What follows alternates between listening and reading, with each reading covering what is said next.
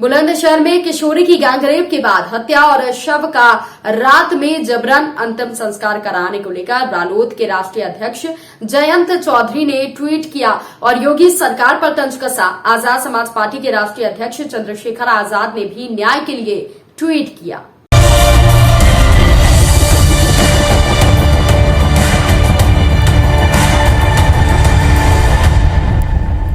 किशोरी की गैंगरेप के बाद हत्या और शव का रात में जबरन अंतिम संस्कार कराने की खबर सोशल मीडिया पर लगातार प्रसारित की जा रही है।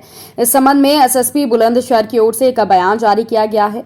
एसएसपी संतोष कुमार सिंह के मुताबिक युवती और आरोपी युवक के बीच प्रेम प्रसंग था। ट्यूबवेल पर युवक ने युवती को गोली मारी और खुद भी अपने हाथों की नस काट ली थी। एसएसपी का दावा है कि युवती का अंतिम संस्कार परिवार के लोगों ने किया था। जिस समय अंतिम संस्कार किया गया उस समय पुलिस अंतिम संस्कार स्थल पर मौजूद नहीं थी, इसलिए जबरन अंतिम संस्कार का दावा झूठा है। एसएसपी के मुताबिक अंतिम संस्कार के बाद कई तरह के आरोप परिजनों की ओर से लगाए गए, जिनकी जांच जहांगीराबाद कोतवाली पुलिस कर रही है। जांच में जो भी तथ्य सामने आएंगे उस पर कार्रवाई की जाएगी। अब तक मुख्य आरोपी समेत 2 लोगों को गिरफ्तार किया जा चुका है। वहीं पुलिस पर मनमानी का आरोप लगाकर पीड़ित पक्ष के लोग 25 जनवरी को एसएसपी कार्यालय में जमा हुए, धरना भी दिया।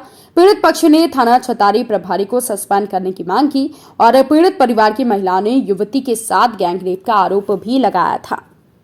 सोशल मीडिया पर कतिपय ट्विटर चलाने वाले लोगों के द्वारा थाना छतारी की एक घटना को बहुत ही गलत तरीके से और बिना तथ्य के अलग अलग तरीके से ट्वीट किया जा रहा है। घटना का क्रम यह है कि 21 जनवरी की घटना है। थाना छतारी के धाराऊ गांव के एक सौरभ शर्मा का प्रेम प्रसंग थाना डिबाई के गालीपुर गांव की एक लड़की के साथ था। उस लड़की का ननिहाल धाराऊ गांव में है, जहां से इन दोनों के बीच संपर्क हुआ था। लड़की ननिहाल में न रह करके अपने मूल गांव गालीपुर में रहती है।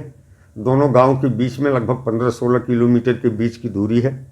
21 जनवरी को लड़का और उसके एक साथी के साथ मोटरसाइकिल पर बैठकर अपने गाँव से धाराऊ गाँव आई।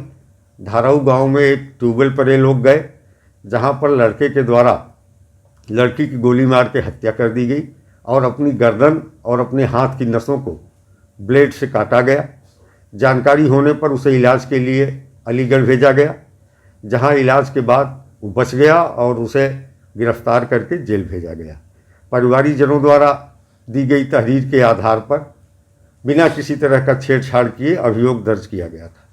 पंचायतनामा पोस्टमार्टम के बाद परिवारीजनों द्वारा अपनी मर्जी से स्वतः गंगा घाट कर्णवास पर लड़की का अंतिम संस्कार किया गया। मीडिया में कतिपय ट्विटर चलाने वाले लोगों द्वारा ये दिखाया जा रहा है कि पुलिस ने रात में जबरन अंतिम संस्कार कराया।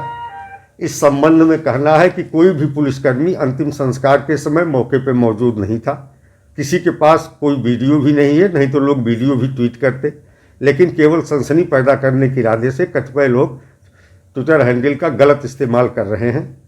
बाद में लड़की के परिवारीजनों द्वारा एक तहरीर दी गई थी, जिसमें कुछ अन्य लोगों को भी अभियुक्त बनाए जाने की बात थी। उनके अनुरोध पर इस मुकदमे की विवेचना थाना छतारी से हटा के इंस्पेक्टर जहांगीराबाद को सुपुर्द की गई। दूसरा लड़का निशांत, जो लगभग 19 साल का है, जो लड़की के साथ उसके गांव गालीपुर डिबाई से मोटरसाइकिल से आया था। मोटरसाइकिल से लाते समय 2 लड़के साथ में थे। एक मुख्य अभियुक्त सौरभ शर्मा, जो धाराऊ गांव का है, दूसरा उसका साथी निशांत, जो लगभग 19 साल का है। उस दूसरे लड़के को भी गिरफ्तार कर लिया गया है और जेल भेजा जा रहा है। यहाँ बिल्कुल स्पष्ट रूप से कहना है कि लड़की के अंतिम संस्कार में पुलिस की न तो कोई भूमिका थी, न पुलिस वहाँ मौजूद थी। गलत तथ्यों के आधार पर जो लोग सनसनी पैदा करने का कार्य कर रहे हैं वो अत्यंत आपत्तिजनक है और ये आपराधिक कृत्य है।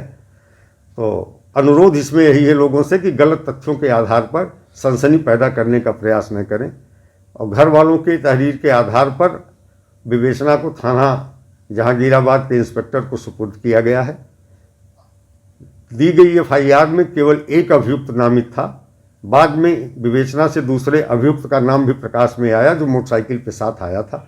उसे भी गिरफ्तार कर लिया गया है। यदि घटना में अन्य किसी की संलिप्तता होगी तो उसके संबंध में भी गहराई से जांच कराई जा रही है।